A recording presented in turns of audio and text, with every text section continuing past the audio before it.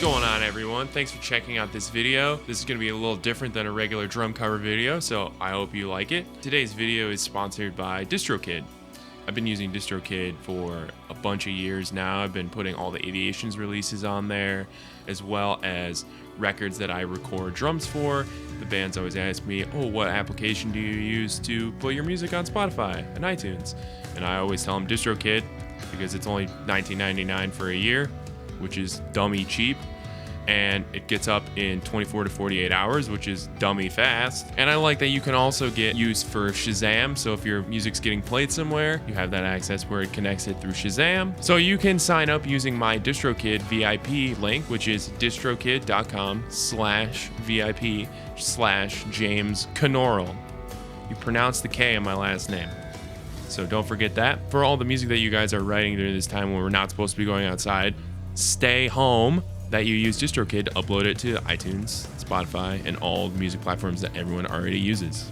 It's super easy, and definitely check out my VIP link. So let's get into today's video. I'm talking about a bunch of drum related things, so I hope you guys find it interesting, and if you like it, please subscribe, like, maybe share it, and comment, and tell me other things that you guys do to prepare for gigs. A few weeks back, I had a show in Richmond, Virginia, playing drums for my friend Jason. We were opening for the Contortionist and Haken at the Canal Club in Richmond. How I got the show was Jason hit me up on Instagram 2 weeks ago, asked me to learn the songs and set up a simple wireless rig system for monitoring for him and myself, obviously, for the show. So I did that, and I made it in Ableton, and I made one in Pro Tools. I wanted to try the one with Ableton because I was trying to not bring an iLok to the show because iLoks are scary. I drove down to Richmond the day of the show. We rehearsed this little cute rehearsal space in Richmond. I forget the name, but it was super cool. Tried out the Ableton session, and I had differing versions of Ableton on my laptop and my home computer, which I used to make the session and test it with. So I said, oh, screw it, and I used the Pro Tools session. Everything went off fine, rehearsal, everything was great. So we get to the show, I set up on stage. I use my SKB hardware case as my laptop stand because it's super sturdy. Put the handle up in the back, and then it doesn't fall from the back either.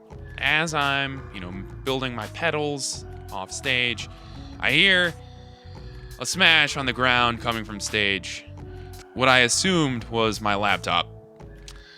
And it was my laptop. To be honest, I didn't really worry about my laptop being broken because I've dropped that thing from music stands about 100 times. I got back on stage, everything was fine, but my laptop was even still displaying Pro Tools, so I was like, oh, no big deal. Got up there, and my iLok looked like this. It was in two pieces. We're about 5 minutes into sound check here, and I had to quickly make a new Ableton session because I didn't have internet to update Ableton. So luckily I had all the audio files from the Pro Tools session still on my computer, and I just transferred them all over to Ableton, made a session really quick, and then played the show with the Ableton session that I had never tested. And this was terrifying. But it worked out great. No one knew.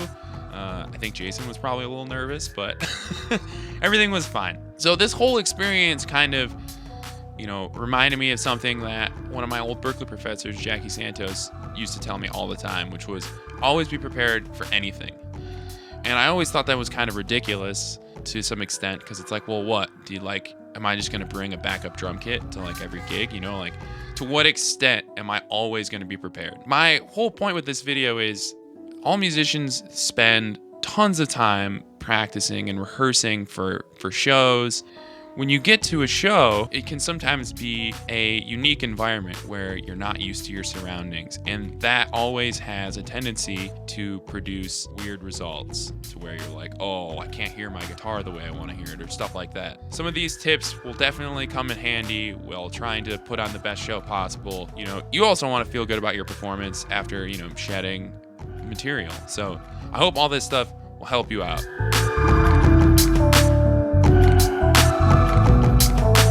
Duct tape. Cannot stress it enough.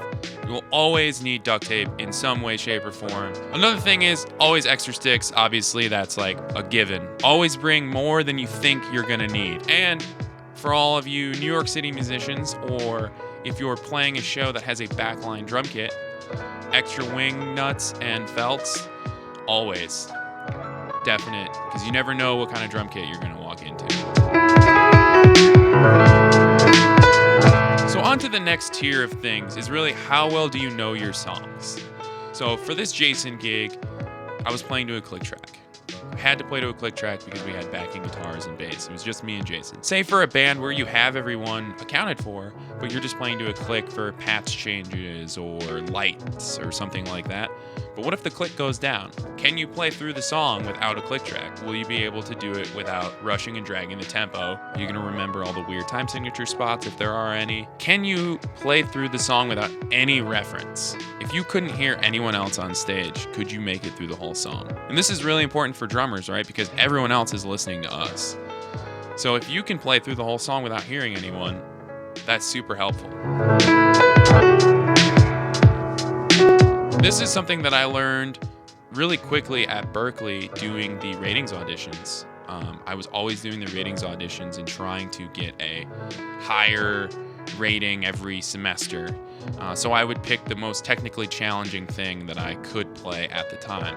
The problem was you were playing in a room potentially with jazz guys who didn't want to, crank the PA volume up that loud because they're going to be listening to auditions for 8 hours that day. So you had to prepare to know the song at the quietest volume as possible. So I would practice songs, start a comfortable volume so you can learn the whole song, and then start turning the volume down on my phone or whatever I was listening to the song on until I could barely hear it and see if I could still get through the song. Because at that point, you're listening to whatever pops out at that moment. So maybe during the verse, you're like following the vocals, or maybe in the chorus, there's like a key patch that you can lock into. This really helps you internalize the song, what else everyone else is playing, so that way you can really lock in and know what's going on. For situations like this where you are getting screwed by stage sound, you want to have your own monitoring source. I do recommend a product called the Behringer Micromon. It's $20 and you can plug it directly in to a stage wedge and get your own feed. Just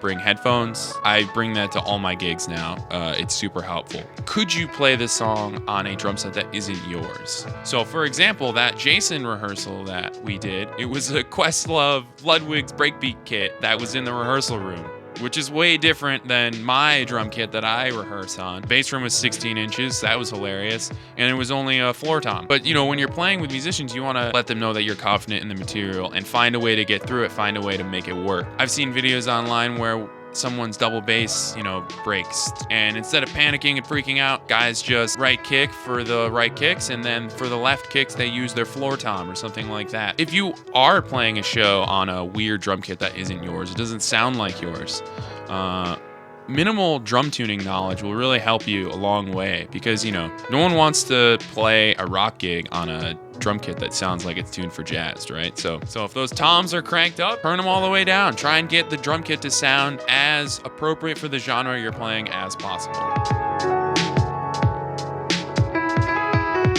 This whole story started with the laptop fiasco of Richmond, Virginia. And so I really want to talk about laptop-related tips and tricks and things that are really brutal about dealing with laptops. Make sure you have a backup DAW that you know well enough to make a session. So luckily for me, when Pro Tools pooped out because my iLok broke, I have enough knowledge in Ableton to where I was able to go make a session and make it work quickly enough to do a show. Most of the time I carry around an iPad with the backing tracks on them, use the left side with clicks and the backing track, and just the right side with a DI to go to front of house. Doesn't allow anyone else to get a monitoring mix or patch changes or lights or anything like that. For a last ditch effort, I'm always happy to know that we have that option. These are just some things that I kind of reminisced about as all this craziness was happening on stage. It was super stressful. I hope this helps drummers out. My main goal here is, everyone works their tail off to give the best performance possible. I really hate it when something out of your control happens. I hope these are some things that make